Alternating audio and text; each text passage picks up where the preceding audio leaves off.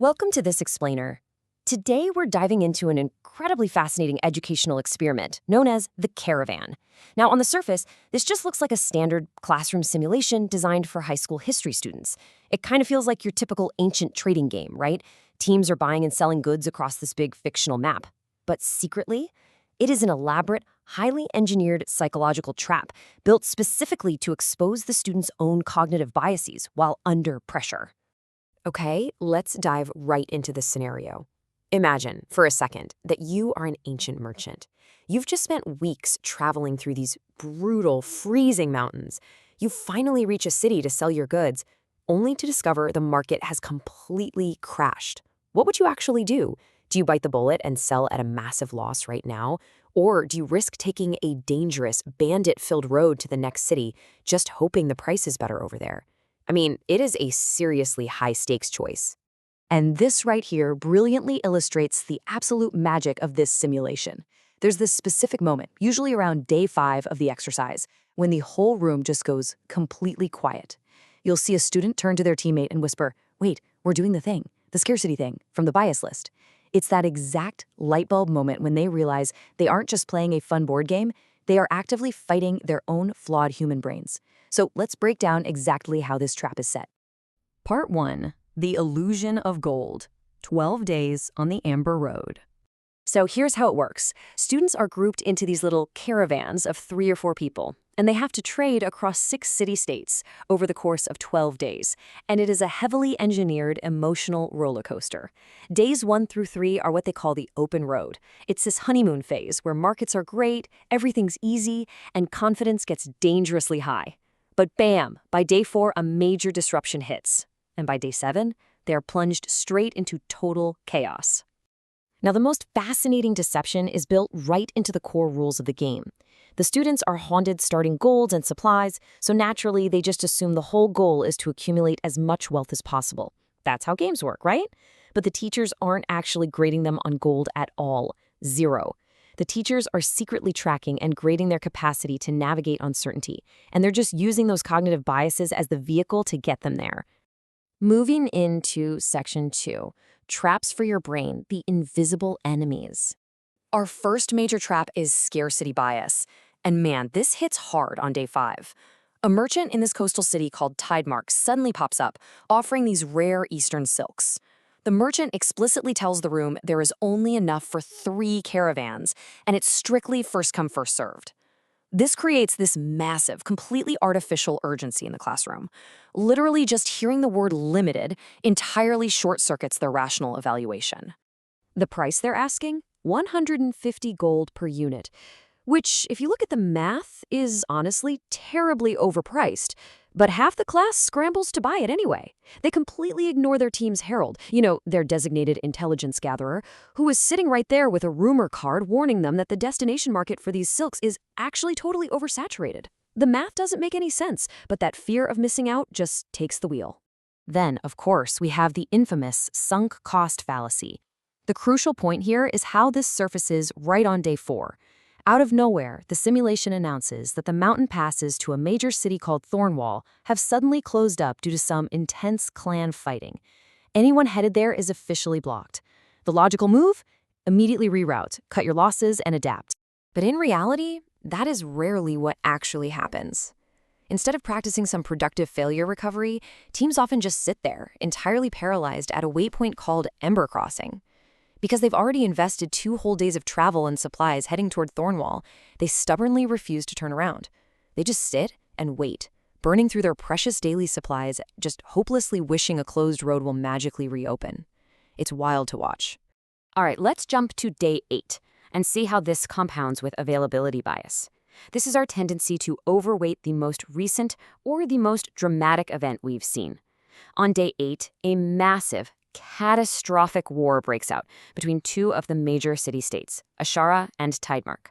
The news is huge, it's scary, and it entirely disrupts the trade network. Because this war is so incredibly dramatic, it literally consumes everyone's mental bandwidth. It creates what we call the war blind spot. Amidst all the chaos, the teacher very quietly announces that the Thornwall mountain passes have finally reopened.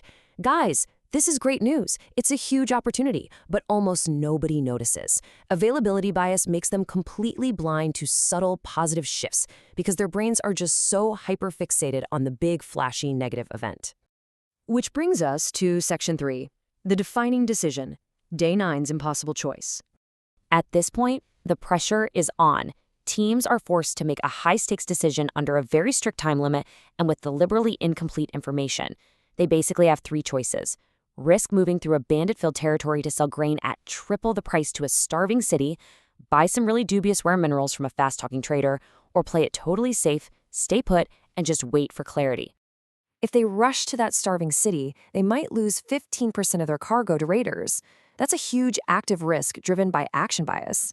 But on the flip side, if they just stay put, prioritizing certainty and safety over opportunity, they incur the silent but heavy cost of inaction, while their daily supplies just dwindle away. Doing nothing feels like you're not making a decision, but it's actually just giving in to the status quo bias. Right after they make this choice, the students have to rate their confidence level out loud. The simulation actively forces them to question their own metacognition, basically thinking about their thinking. And the teacher drops this brilliant question. Is your confidence based on evidence or on hope? Oh man, it just perfectly exposes the optimism bias, highlighting when teams are just blindly hoping a gamble pays off rather than actually calculating the odds. Let's look at Section 4, the boring caravan wins, archetypes, and the big reveal. So at the very end of the simulation, the entire class maps their different journeys and outcomes up on the board, and they always discover these distinct archetypes. The bold caravans, the ones who chased those day 5 rare silks and rushed into dangerous bandit territories, experienced huge variance. A few got incredibly lucky, but most of them went totally bankrupt, completely driven by their unchecked biases. Then you have the study caravans, who traded boring staples and avoided risk entirely. They survived, sure, but they left a ton of profit on the table because they failed to adapt when things changed. But you want to know who the ultimate winner is? It's what the creators call the adaptive caravan. This is the boring, disciplined team that just traded regular old grain, calmly processed their herald's rumors, and completely walked away from that exciting silk trap. What set them apart wasn't having some secret better information, it was their self-awareness. They caught their own biases in real time, corrected them, and dynamically changed routes. And that leads us perfectly into Section 5, Reasoning over Results, the true lesson of the caravan. This right here brings us to the core thesis of this entire exercise. A good decision with a bad outcome is still a good decision. Let's say you took a calculated, mathematically sound risk on day 9, but you randomly lost 15% of your cargo to raiders anyway. Your reasoning was still sound. You just had a bad outcome. Conversely, if you made a completely foolish gamble and just happened to get lucky, it was still a bad decision. You don't evaluate the final result. You have to evaluate the reasoning. Which is exactly why the students are never graded on their final gold count. Look at this table, 0% for accumulated gold. They are graded entirely on their daily journals and their final reflection, a whopping 44% for their reasoning and 56% for their transfer of knowledge. The grade completely relies on their ability to explain why they made choices and to actually identify when they were being manipulated by their own psychology. Ultimately, you realize the simulation isn't about ancient history at all. It's really just a brilliant vehicle to teach the patience framework, building real-world capacities like ethical reasoning, emotional regulation, and most importantly, information discernment.